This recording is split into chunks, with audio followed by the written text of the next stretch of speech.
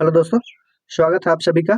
आज हम आपके लिए लेके आए हैं क्लास 12th केमिस्ट्री का फर्स्ट चैप्टर का सॉलिड स्टेट जो चैप्टर है, उस चैप्टर का मोस्ट वीबीआई ऑब्जेक्टिव क्वेश्चन। ठीक है, तो चलिए बिना देर किए देखते हैं। पहला क्वेश्चन है, निम्नलिखित में से किसमें द्वि आघूर्ण ज्यादा होता है। ठीक है, डायपोल मोमेंट। ठीक है, तो किसमें होता है? CH3Cl में होता है। किसमें होता है? CH3Cl। पहला आंसर हो जाएगा इसका, पहला का हो जाएगा ए। ठीक है, चलिए अगला क्वेश्चन, दूसरा नंबर क्वेश्चन देखिए। किसी फलक केंद्रित घनीय जालक में, किसमें पूछ रहा है? घनीय जालक। ठीक है, में एक कोशिका कितने फलकों द्वारा समान रूप से सभाजित होते हैं? तो किसके क्या पूछ रहा है? एक कोशिका पूछ रहा है ना। ठीक है, तो कितने रूप से घिरे होते हैं, कितने फलकों से घिरे होते हैं? तो कितने हो जाएंगे? 6। कितने से? 6 से। ठीक है, चलिए तीसरा नंबर क्वेश्चन देखिए।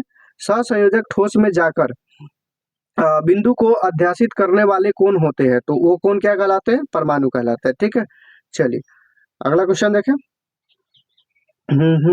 थोड़ा आगे बढ़ते हैं। चलिए चौथा नंबर क्वेश्चन देखिए।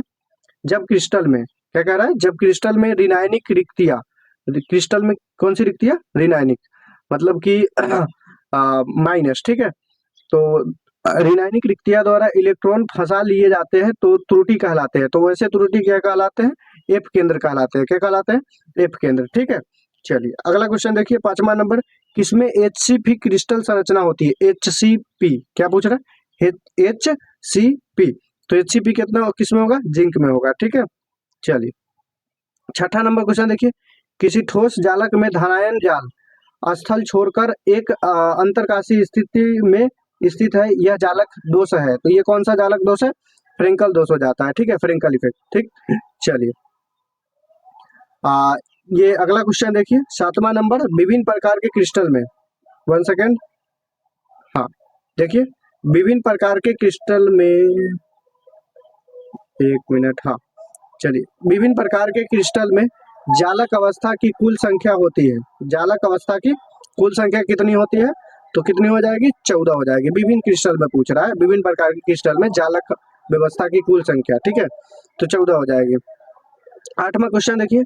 क्रिस्टल जालक में पढ़ती नहीं बढ़ती परमाणु अष्टफलीय रिक्तिकाओं की संख्या होती है। ठीक है, तो कितनी हो जाएगी? क्रिस्टल जालक में परमाणु अष्टफलीय रिक्तिकाओं की संख्या होती है, तो कितनी हो जाएगी? 2 हो जाएगी। ठीक है, चलिए उसके बाद अगला क्वेश्चन है, सोडियम आयन का सहसंयोजन संख्या कितना होता है? तो सोडियम आयन का सहसंयोजन संख्या कितना होगा? 6 हो जाएगा। ठीक है, चलिए 9वां नंबर क्वेश्चन हो गया। सॉरी, यहाँ पे नंबरिंग का गलत हो गया है, थोड़ा ध्यान दे दीजिएगा। चलिए 13 नंबर क्वेश्चन देखते हैं। क्रिस्टल एकक सेल की कौन सी बंदूक त्रुटि कौन सी बंधक है भाई? यहाँ पे क्या है? कौन सी बंधक त्रुटि संबंध ठोस के घनत्व को बदल देती है? ठीक है, तो ये क्या हो जाएगी? सांतकी त्रुटि होती है। ठीक है, क्या होती है? सांतकी त्रुटि होती है।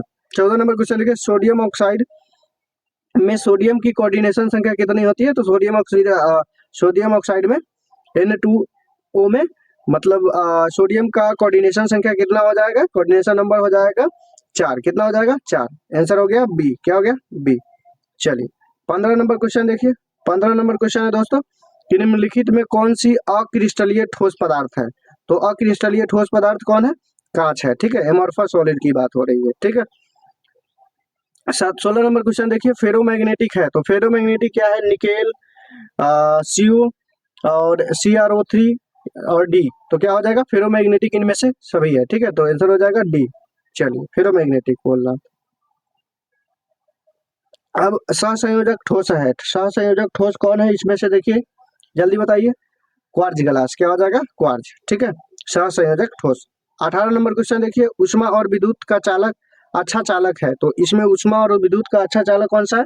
ग्रेफाइट है। ठीक है, 18 नंबर क्वेश्चन का आंसर हो जाएगा सी। तो चलिए इस चैप्टर का मोस्ट वीबीआई ऑब्जेक्टिव क्वेश्चन मैंने आपके सामने रखा। धन्यवाद।